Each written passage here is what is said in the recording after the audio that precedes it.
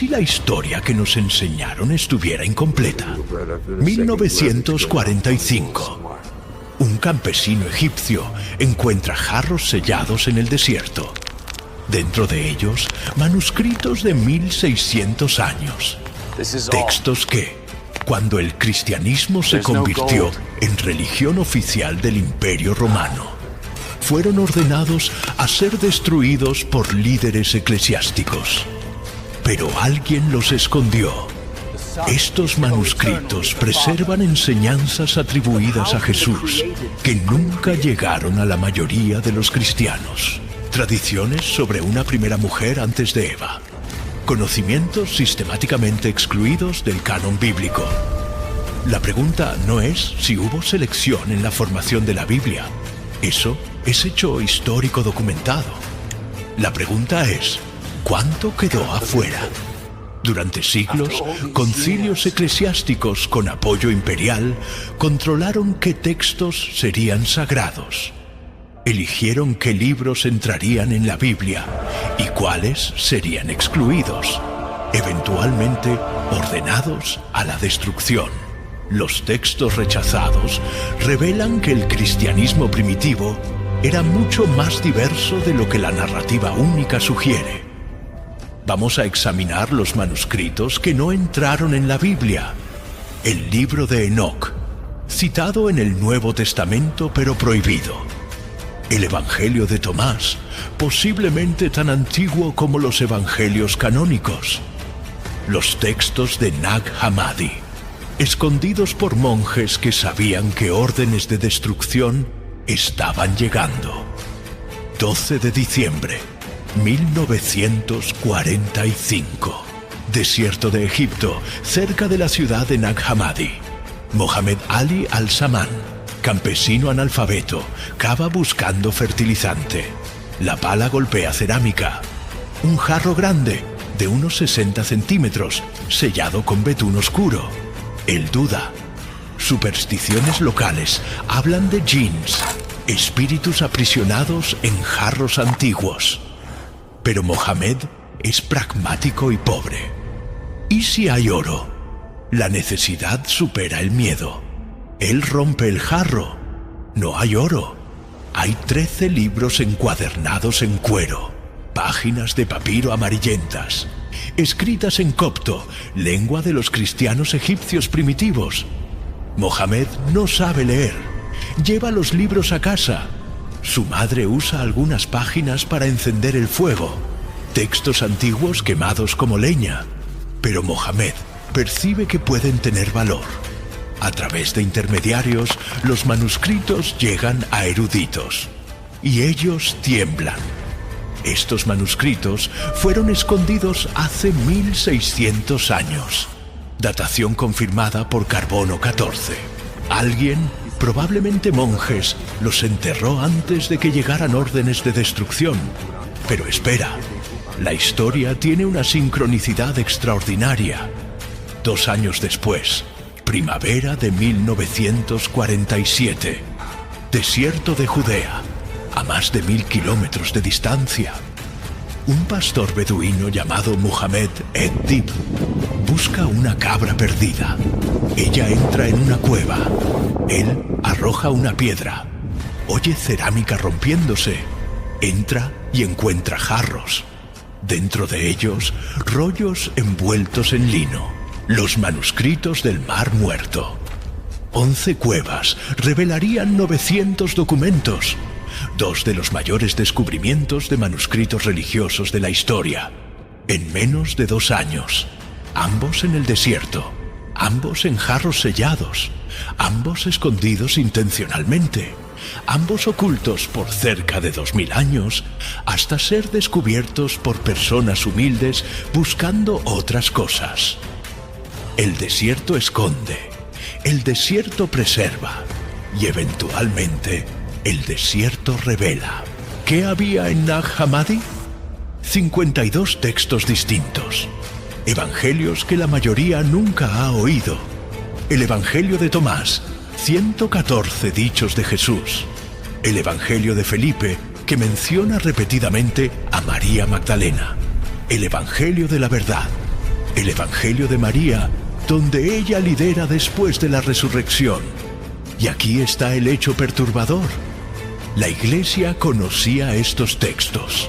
Padres de la Iglesia del siglo II y III, como Ireneo, Hipólito y Epifanio, escribieron contra ellos, citándolos para refutarlos. Cuando el imperio adoptó el cristianismo en el siglo IV, se emitieron órdenes.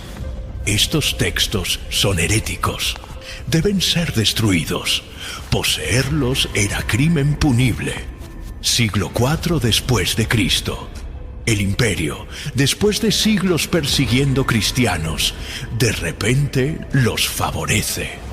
Constantino emite el Edicto de Milán en 313. Pero el problema, existían decenas de versiones de cristianismo. Gnósticos, arrianos, marcionitas, cada grupo con textos propios. Caos religioso es caos político. Constantino necesitaba unidad, una religión, una doctrina, un conjunto de textos. Los textos de Nag Hammadi fueron escondidos por monjes que los valorizaban. Tomaron 13 códices, los sellaron en jarros, los enterraron en el acantilado, esperando recuperarlos cuando la persecución pasara. Nunca los recuperaron. 1600 años después, la pala de Mohammed rompió aquel jarro. El carbono 14 confirma. Nag Hammadi data del siglo III al IV. Mar Muerto, siglo III a.C. al siglo I después. Estos no son falsificaciones. Esto es arqueología verificable. Museos respetados albergan estos textos. Universidades los estudian. El Evangelio de Tomás, por ejemplo.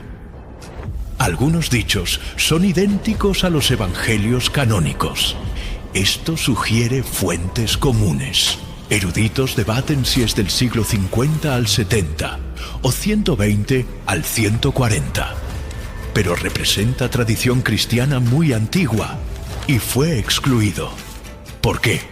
Dicho 3. El reino está dentro de vosotros y fuera de vosotros. Cuando os conocierais, percibiréis que sois hijos del Padre vivo. ¿El reino está dentro? La ortodoxia dice que es futuro, externo. Tomás dice, ahora, aquí, accesible. Dicho 70. Si expresáis lo que está dentro, eso os salvará. Salvación a través de expresión auténtica. No a través de sacramentos institucionales necesariamente. Si el reino está dentro, si la salvación viene de autoconocimiento, ¿cuál es el rol esencial de la institución? Tal vez no sea absolutamente necesario. Para líderes construyendo jerarquía eclesiástica, esto era problemático. Tomás fue excluido. Pero Nag Hammadi no es el único. Existen textos que preservan tradiciones aún más antiguas sobre una primera humanidad, sobre una primera mujer. Tradiciones muestran que Génesis puede no ser la única versión que circulaba. Su nombre aparece una vez en la Biblia, pero su historia fue borrada. Lilith. Y lo que tradiciones judías preservan sobre ella va a desafiar presuposiciones sobre la creación. Eso en el próximo capítulo. Génesis tiene 2 narrativas de creación, y la mayoría nunca lo notó. Capítulo 1, versículo 27. Creó Dios al hombre a su imagen. Varón y hembra los creó. Simultáneos, iguales. Capítulo 2. Versículo 22. De la costilla que tomó del varón, formó una mujer. Aquí, varón primero, mujer después, derivada de la costilla. Dependiente. ¿Cuál es correcta? Comentaristas judíos notaron esa tensión hace siglos. Una interpretación. Ambas son correctas. Describen creaciones diferentes. La primera mujer no era Eva, era Lilith. Siglo X. El texto Alfabeto de Ben Sirá preserva la narrativa completa. Lilith, primera esposa de Adán, creada del mismo barro. Adán espera su misión. Lilith se niega. Fuimos creados del mismo barro. Somos iguales. Según la tradición, Lilith pronuncia el nombre secreto de Dios y vuela lejos. Dios envía 3 ángeles para traerla. Ella se niega. Prefiero libertad en el desierto a su misión en el paraíso. Dios crea a Eva de la costilla, sumisa por diseño. Pero Lilith no fue inventada en el siglo X. Isaías, capítulo 34, versículo 14, usa el nombre propio Lilith en hebreo. Versiones modernas traducen como criatura nocturna, obscureciendo que es nombre específico. La Septuaginta traduce como Lamia, criatura demoníaca. Pero la historia es más antigua. Sumeria, 3000 años antes de Cristo. Lilitu, espíritus femeninos poderosos. Lilith fue adaptada de tradiciones mesopotámicas muy antiguas. Durante siglos fue demonizada. En la Edad Media se convierte en demonio que mata bebés. ¿Por qué? Para que ninguna mujer usara esa historia como precedente de igualdad. Pero Lilith no es la única evidencia de lagunas en Génesis. Capítulo 4. Caín mata a Abel, es desterrado. Versículo 17. Caín conoció a su mujer. ¿Qué mujer? La Biblia solo menciona a Adán, Eva, Caín y Abel. ¿De dónde vino la esposa de Caín? Y más, Caín edificó una ciudad. ¿Con quién? ¿Para quién? A menos que ya hubiera otras personas. Una creación anterior. Génesis capítulo 6, versículo 4. Había gigantes en la tierra en aquellos días, y también después. ¿Nehem? ¿Después de qué? El libro de Enoc explica. Antes del diluvio había civilización con conocimientos avanzados. Lilith tiene sentido en ese contexto. Si hubo humanidad preadamita, Lilith representaba memoria de esas tradiciones. Textos antiguos mencionan a Lilith, otros pueblos, gigantes. La Biblia mantiene fragmentos, pero sin contexto. ¿Por qué? Porque el contexto completo complicaría la narrativa de creación única, caída única, redención lineal. Lilith no es solo folclore, es memoria de cuando las historias eran diferentes, de cuando las mujeres tenían estatus igual. Y los guardianes de la ortodoxia borraron esas memorias. Pero no borraron todo. Fragmentos sobrevivieron. Pero los textos suprimidos hablan de algo mayor. Ángeles que descendieron. Conocimientos prohibidos. Una civilización antes del diluvio. Y un hombre que registró todo. Enoc. Él dejó 100 capítulos. Que la Iglesia intentó destruir.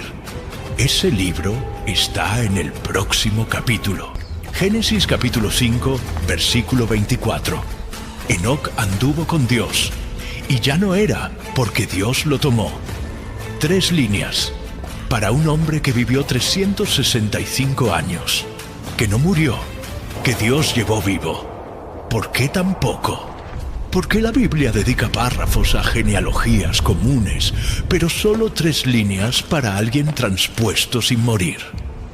Porque existía un libro entero sobre Enoc, 100 capítulos, y la Iglesia, al formar el canon, decidió excluirlo.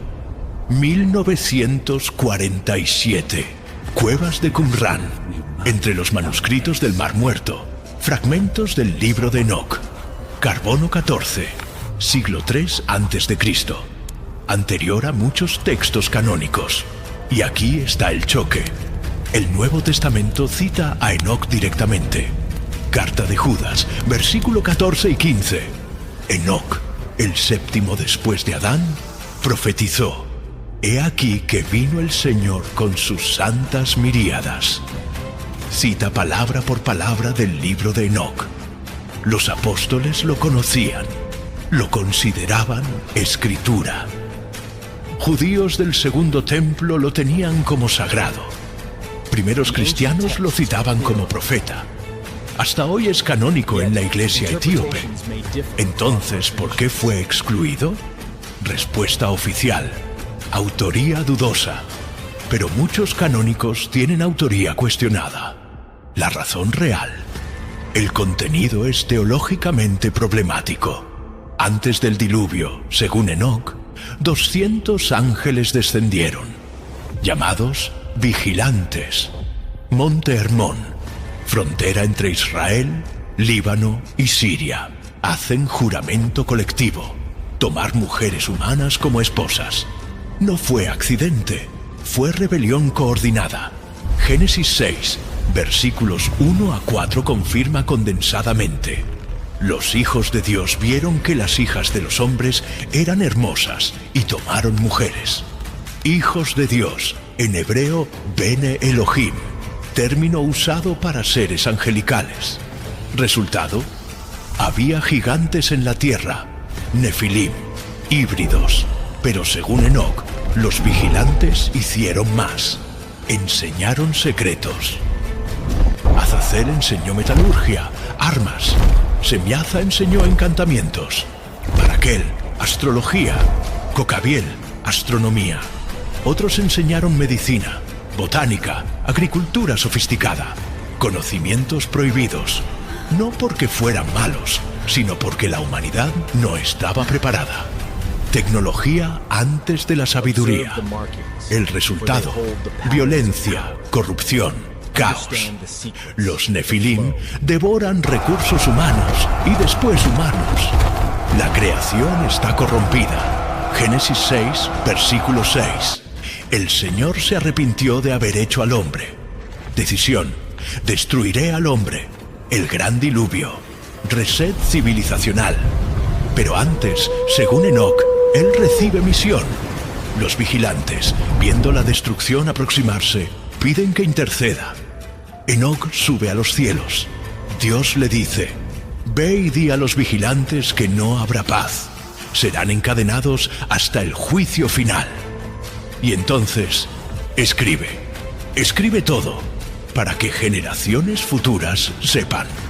Enoc escribió 100 capítulos, describiendo vigilantes, nefilim, conocimientos prohibidos, juicio, visiones del cielo, profecías. Durante siglos no fue olvidado. Judíos del Segundo Templo lo consideraban escritura. Estaba en Qumrán, era estudiado, copiado, preservado. Entonces, ¿qué cambió? Año 364. Concilio de la Odisea. Libro de Enoc rechazado. Motivo oficial: autoría dudosa. Razón real: problemas teológicos. Ángeles con libre albedrío para rebelarse. Conocimiento como algo divino, no solo obediencia. Sugerencia de que la tecnología vino de fuentes no divinas. Y el mayor problema: había gigantes y también después del diluvio. Números 13, versículo 33. Espías en Canaán reportan: vimos a los Nefilim 1000 años después del diluvio. Los Nefilim sobrevivieron. El libro de Enoc fue prohibido antes de aclarar. Y aquí está el patrón: textos que complican narrativa simple, removidos. Textos que dan agencia a ángeles caídos, removidos. Textos sobre conocimiento prohibido valioso, removidos. La Biblia mantiene fragmentos, referencias a los hijos de Dios, mención a los Nefilim, la transposición de Enoc. Pero sin el libro de Enoc no tienen sentido completo. Enoc nos dio historia prediluviana. Los vigilantes, los Nefilim, conocimiento prohibido, razones del diluvio, y fue suprimido. Pero la supresión no paró con textos antiguos. Cuando el imperio adoptó el cristianismo, nuevo tipo de censura comenzó, más sistemática, más permanente. Año 325. Nicea. Constantino reúne obispos para decidir la versión oficial de Dios, y cientos de textos serían prohibidos, incluyendo evangelios que muestran a Jesús completamente diferente. Eso en el próximo capítulo. Año 325. Nicea, actual Turquía. 318 obispos, convocados por Constantino. Agenda oficial: resolver disputas sobre naturaleza de Cristo. Agenda subyacente: establecer unidad religiosa en un imperio fragmentado. El resultado moldearía el cristianismo por los próximos 1700 años. Cientos de textos considerados sagrados serían descartados, eventualmente destruidos. Este fue el momento en que la ortodoxia fue definida, no descubierta, definida. El imperio está en colapso interno. Divisiones religiosas, decenas de versiones de cristianismo. Gnósticos dicen que Jesús enseñó conocimiento secreto. Arianos dicen que Jesús fue creado, no coeterno. Marcionitas rechazan el Antiguo Testamento. Cada grupo tiene evangelios propios. Caos religioso es caos político. Constantino necesita unidad, una religión, una doctrina, un conjunto de textos. Pero aquí está el detalle. Constantino no era cristiano en Nicea. Era pagano, adorador del sol invicto. Él favoreció el cristianismo políticamente años antes, pero solo fue bautizado 32 años después, en 357, en su lecho de muerte. Un emperador pagano presidiendo concilio que definiría ortodoxia cristiana. Los obispos aceptan. ¿Por qué? Él tiene el poder. Él convocó, él financió y apoyaría con fuerza imperial a quien ganara. La cuestión principal: naturaleza de Cristo. Arrio argumenta: Jesús fue creado por Dios. Hubo tiempo en que no existía. Atanasio argumenta lo opuesto. Jesús es coeterno con Dios Padre. Siempre existió. Es de la misma sustancia, homoousios. El debate hervía sobre una letra griega, homoousios versus homoiousios, misma sustancia versus sustancia similar, una letra iota. Toda la teología dependía de ella. Constantino no entendía sutileza teológica. Francamente, no le importaba. Él quería decisión, fin del debate. Entonces decide por decreto. Atanasio gana. Homoousios se convierte en ortodoxia. Jesús es coeterno. Cualquier otra visión, herejía. Y entonces comienza selección de textos. Criterios oficiales parecen razonables. Autoría apostólica, uso generalizado, ortodoxia teológica. Pero el problema circular: este texto es ortodoxo porque concuerda con nuestra doctrina. Nuestra doctrina está correcta porque estos textos la confirman. Textos que discrepan son automáticamente heréticos y deben ser destruidos.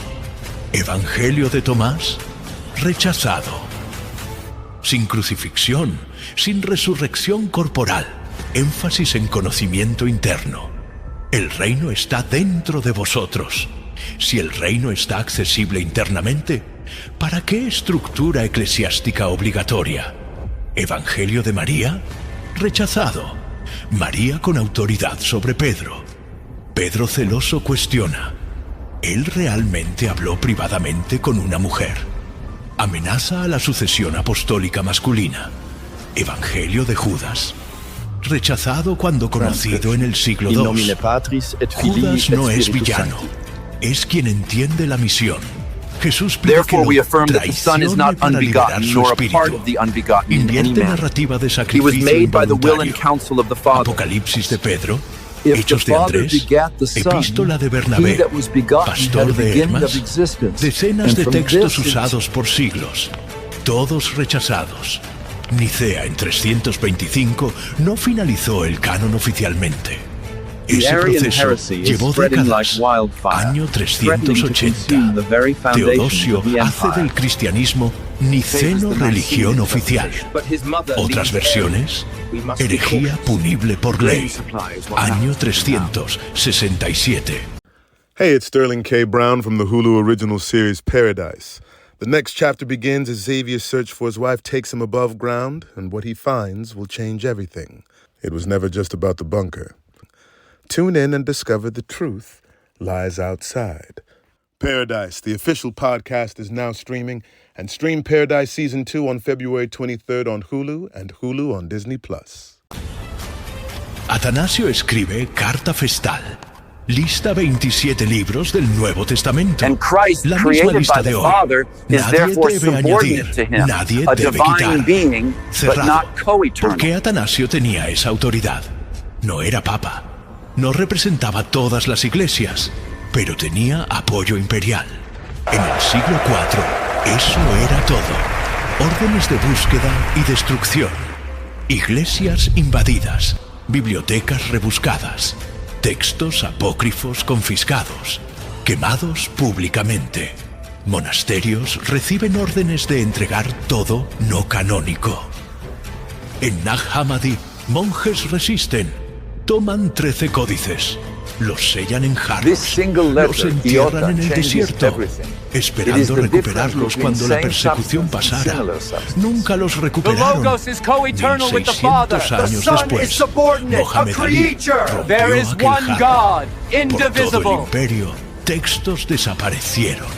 Bibliotecas enteras destruidas. Alejandría, Pérgamo, Antioquía.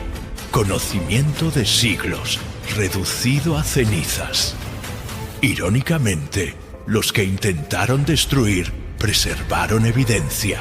Padres de la Iglesia como Ireneo, Hipólito, Epifanio, queriendo refutar herejías, citaron extensamente textos gnósticos. Para probar que estaban equivocados, tenían que citar. Querían destruir. Terminaron preservando fragmentos. ¿Cuántos textos se perdieron? Eruditos estiman que conocemos el 10% de los textos cristianos primitivos.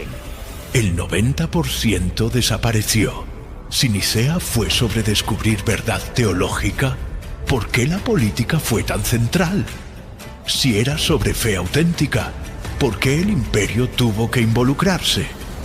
Si era sobre enseñanzas genuinas de Jesús, ¿por qué fue necesario quemar libros? La respuesta es incómoda. Nicea no fue sobre descubrir la verdad. Fue sobre definir qué versión sería oficial. No fue sobre lo que Jesús enseñó. Fue sobre qué interpretación serviría a la unidad imperial. No fue ortodoxia versus herejía, en el sentido de correcto versus equivocado. Fue poder versus resistencia, mayoría versus minoría, apoyado imperialmente versus independiente. Entonces, cuando abres una Biblia hoy, no estás leyendo todos los textos que cristianos antiguos consideraban sagrados. Estás leyendo los que sobrevivieron al proceso político del siglo IV, guiado por emperadores, decidido por obispos con agendas institucionales, impuesto por ley, y todo lo que discordaba, complicaba, ofrecía visiones alternativas de Jesús, fue sistemáticamente borrado. Pero algunos textos sobrevivieron, en jarros enterrados, y lo que revelan cambia significativamente la narrativa. Esos textos están en el próximo capítulo. Imagina descubrir que Jesús tuvo enseñanzas que nunca llegaron hasta ti, que Él puede haber enseñado sobre conocimiento interno directo al divino, que María Magdalena era su discípula más cercana, no Pedro, que el camino a Dios, según algunas enseñanzas, no pasa necesariamente por intermediarios, sino por despertar interior. Esas enseñanzas existen, fueron encontradas y fueron excluidas del canon. El Evangelio de Tomás, Nag Hammadi, 1945. 114 dichos atribuidos a Jesús, sin narrativa, sin milagros, sin crucifixión, sin resurrección, solo enseñanzas. Y aquí está lo que choca. Algunos dichos son idénticos a los canónicos, palabra por palabra. Tomás preserva versiones de parábolas que aparecen en Mateo, Marcos, Lucas. Esto sugiere que Tomás puede ser tan antiguo como los canónicos. Algunos eruditos argumentan que puede ser anterior. ¿Por qué fue excluido? Dicho 3. El reino está dentro de vosotros y fuera de vosotros. Cuando os conocierais, percibiréis que sois hijos del Padre vivo. ¿El reino está dentro? La interpretación canónica presenta el reino como externo, futuro, celestial. Pero Tomás sugiere, aquí, ahora, accesible internamente. Dicho 70. Si expresáis lo que está dentro, eso os salvará. Si no lo expresáis, eso os destruirá. Salvación a través de autoconocimiento y expresión auténtica. No a través de fe institucional necesariamente. No a través de sacramentos controlados. No a través de intermediarios obligatorios. Si el reino está accesible dentro de cada persona, si la salvación viene de conocimiento interior, ¿cuál es el rol esencial de la institución? La respuesta implícita: ninguno absolutamente necesario. Para líderes construyendo iglesia jerárquica, esto era problemático. Tomás fue excluido. El Evangelio de María Magdalena, descubierto en el siglo XIX, publicado en el siglo XX. La escena: discípulos confundidos y asustados después de la resurrección. Jesús partió. No saben qué hacer. María asume liderazgo. No lloren, no dejen que sus corazones vacilen, no tengan miedo. Ella consuela, ella lidera, ella tiene autoridad. Pedro pide: hermana, sabemos que el Salvador te amaba más que a las otras mujeres. Cuéntanos las palabras que él te dijo. Pedro admite: Jesús amaba a María más. Ella tenía acceso a enseñanzas que ellos no tenían. María revela visión, conocimiento místico sobre ascensión del alma a través de esferas cósmicas. Enseñanza gnóstica profunda. Pero Andrés cuestiona: no creo que el Salvador haya dicho esto. Y Pedro explota: ¿será que él habló con una mujer en particular y no con nosotros? ¿Debemos escucharla a ella? ¿Él la prefirió a nosotros? Pedro con celos de una mujer teniendo autoridad superior. Leví interviene: Pedro, siempre has sido temperamental. Ahora discutes con una mujer. Si el Salvador la consideró digna, ¿quién eres tú para rechazarla? Ciertamente, el Salvador la conoce bien. Por eso la amaba más que a nosotros. Conflicto de sucesión está codificado en ese texto. Pedro representa iglesia institucional, jerárquica, apostólica. María representa conocimiento místico, experiencia directa, autoridad carismática. Nicea eligió a Pedro. María fue borrada. ¿Y cómo María fue tratada? Papa Gregorio I, siglo VI, declara: María Magdalena es la pecadora arrepentida. Ninguna base bíblica. La mujer que ungió a Jesús en Lucas 7 no es identificada como María Magdalena, pero Gregorio fusionó deliberadamente. ¿Por qué? Prostituta arrepentida no tiene autoridad apostólica. Prostituta no lidera.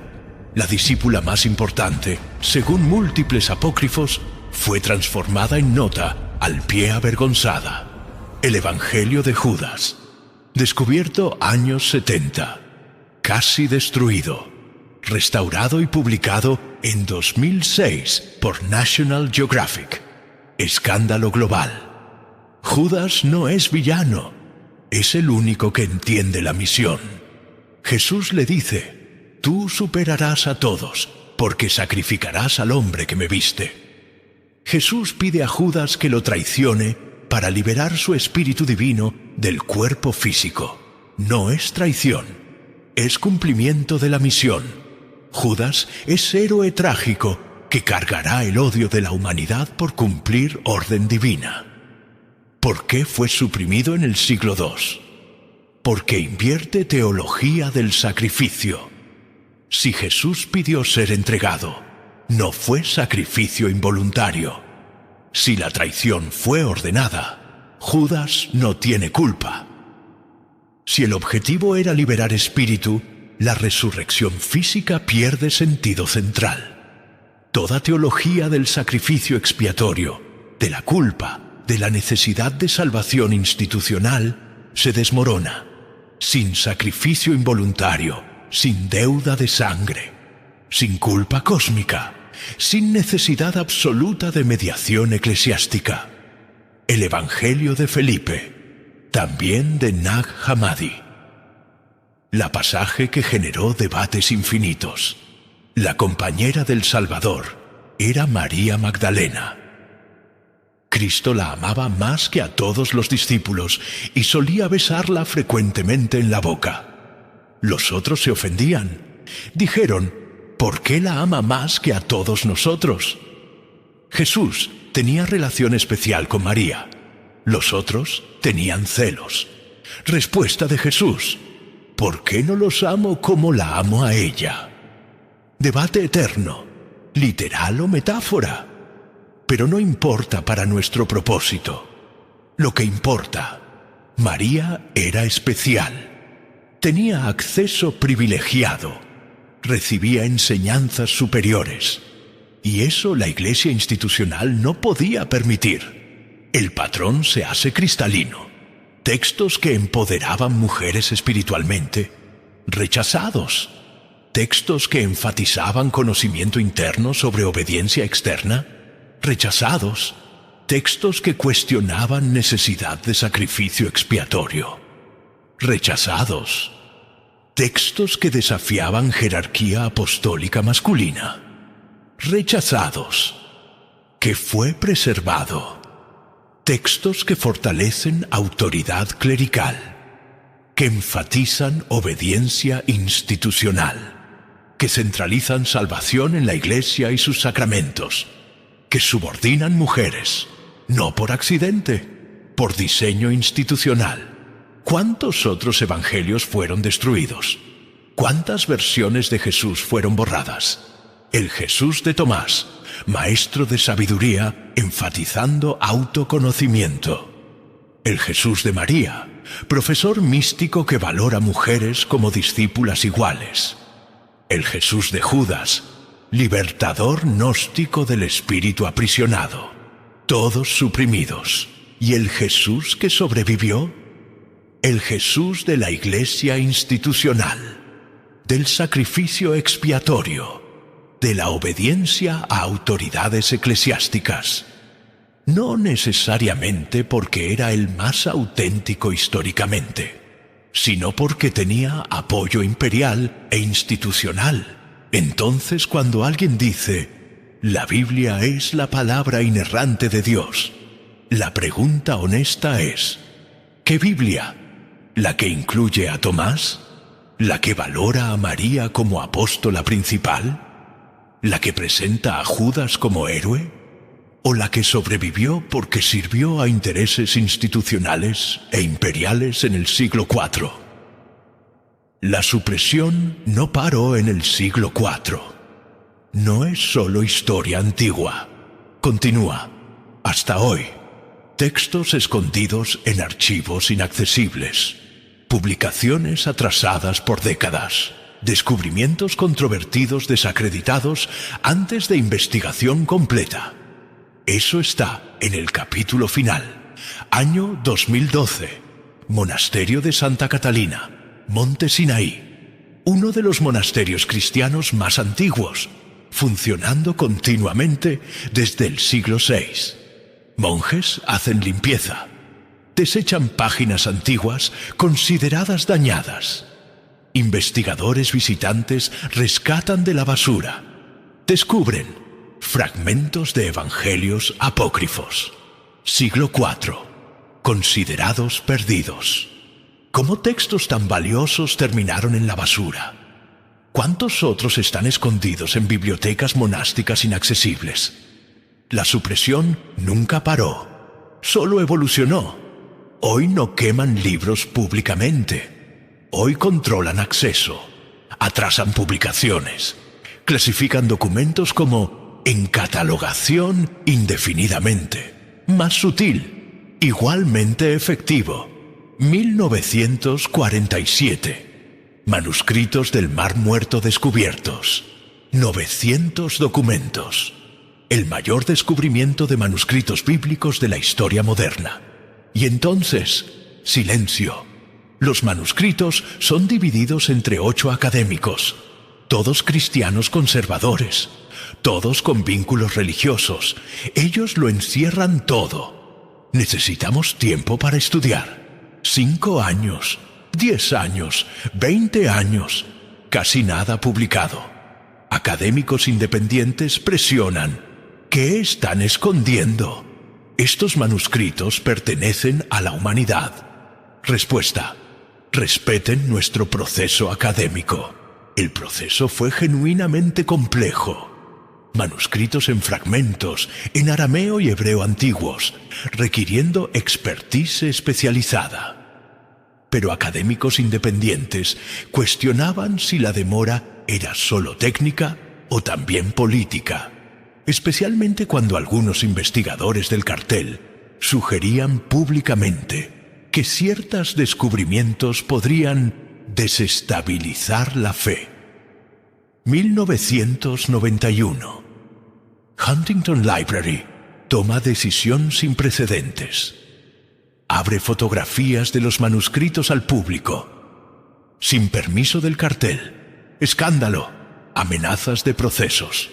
Finalmente el monopolio es roto. 44 años después del descubrimiento.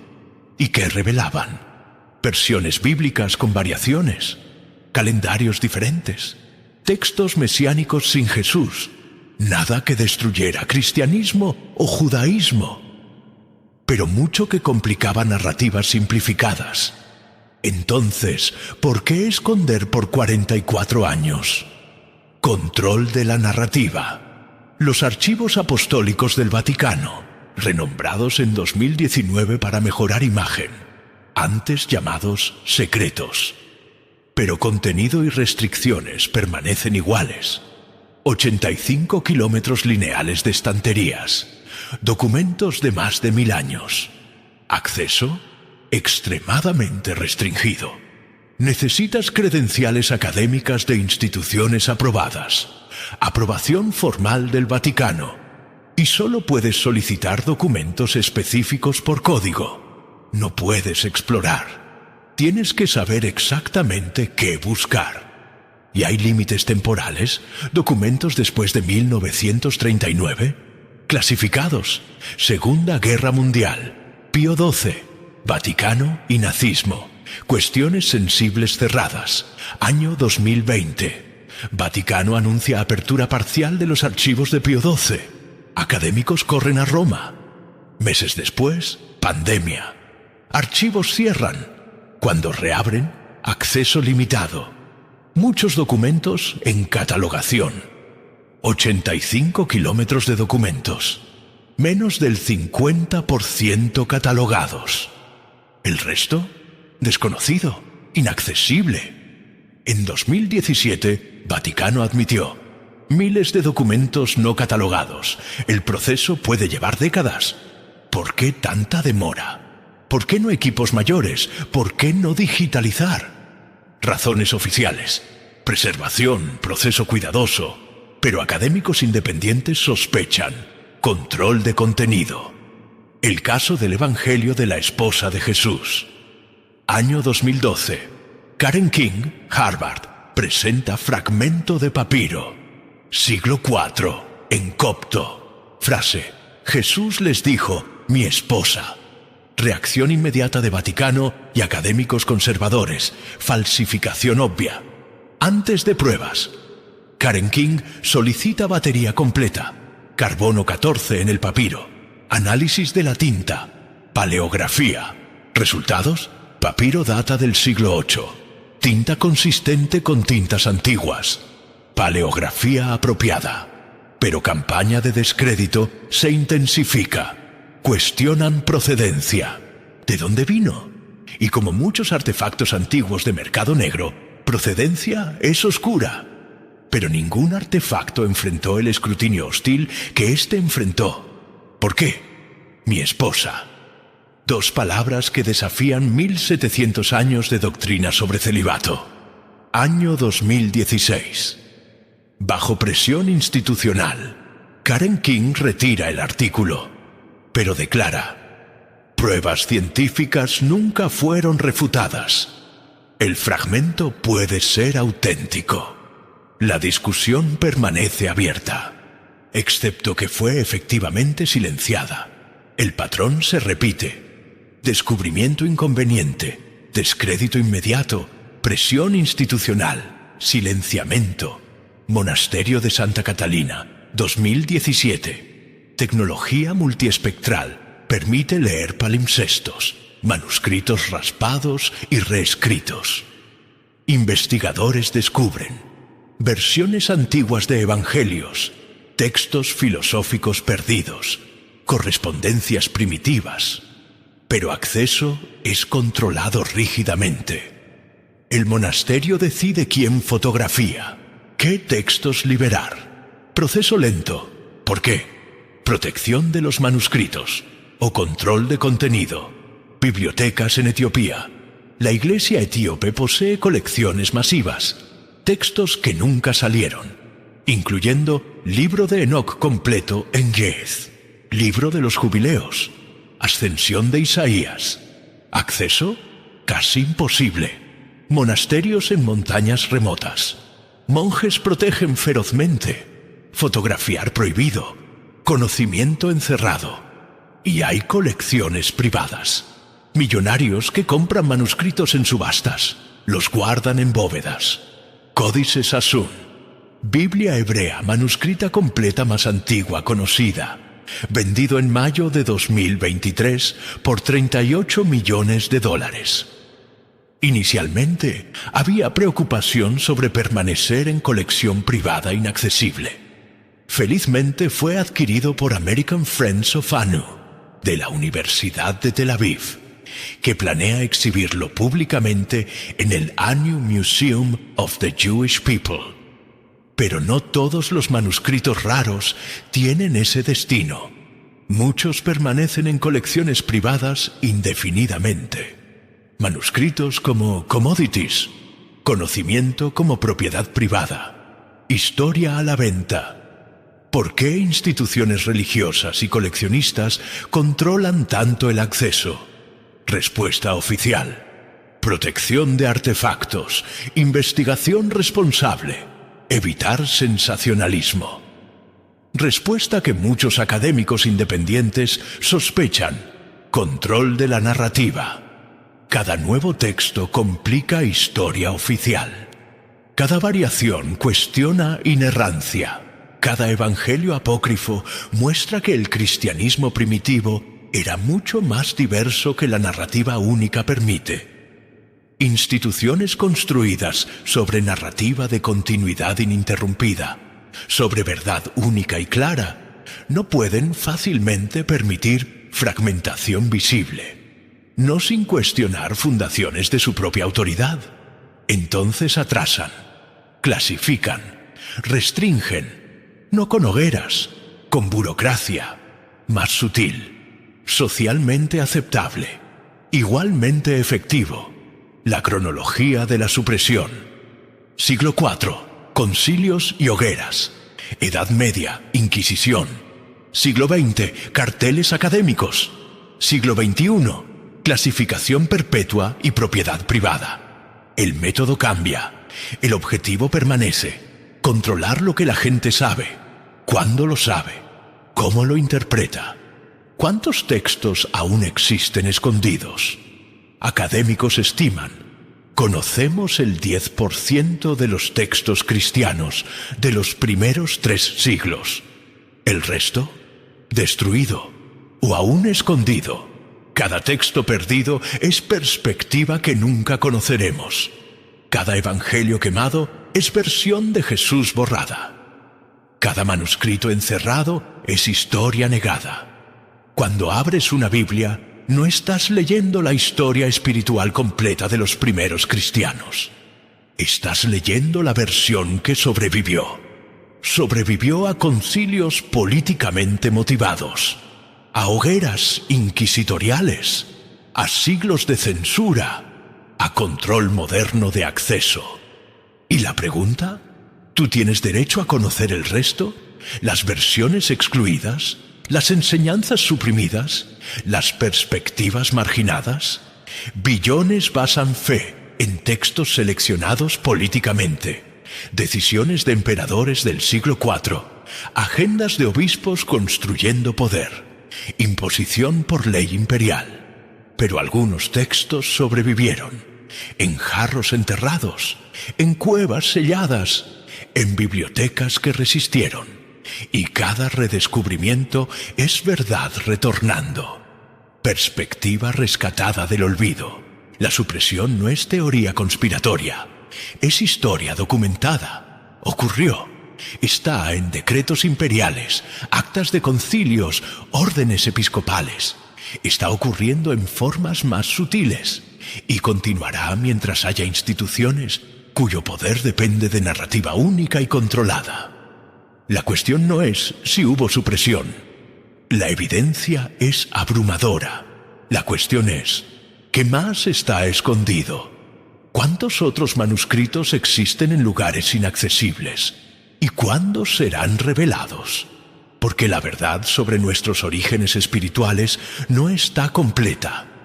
Páginas arrancadas, capítulos quemados, libros desaparecidos, algunos por accidente, otros por decisión deliberada de personas que prefirieron que ciertas ideas no circularan. Y cada manuscrito descubierto, cada archivo eventualmente abierto, cada biblioteca finalmente accesible, es pieza de vuelta al rompecabezas, una ventana a lo que fue escondido. Cada uno de nosotros, creyentes, escépticos o curiosos, tiene el derecho y tal vez la responsabilidad de cuestionar. ¿Qué más está escondido? ¿Quién decide lo que podemos saber sobre la historia espiritual de nuestra propia especie? ¿Por qué textos antiguos permanecen inaccesibles? La búsqueda continúa en el desierto donde tal vez aún haya jarros enterrados, en los 85 kilómetros de archivos vaticanos aguardando catalogación, en las bibliotecas de monasterios remotos, en colecciones privadas que eventualmente serán donadas o vendidas. Y cada descubrimiento, cada texto rescatado, nos acerca a comprensión más completa. No necesariamente de verdad única y simple, sino de algo tal vez más valioso. La complejidad rica y fascinante de cómo nuestros ancestros espirituales pensaban, debatían, discordaban y buscaban lo divino. Una verdad que durante milenios fue mantenida en las sombras, pero que la arqueología, la tecnología y la persistencia humana continúan trayendo a la luz. Fragmento por fragmento, manuscrito por manuscrito, verdad por verdad, y tal vez la mayor verdad de todas sea esta. La historia espiritual de la humanidad es mucho más rica, más compleja y más diversa de lo que cualquier narrativa única jamás podría capturar. Y cuanto más descubrimos, más percibimos cuánto aún falta descubrir. La búsqueda por la verdad completa continúa.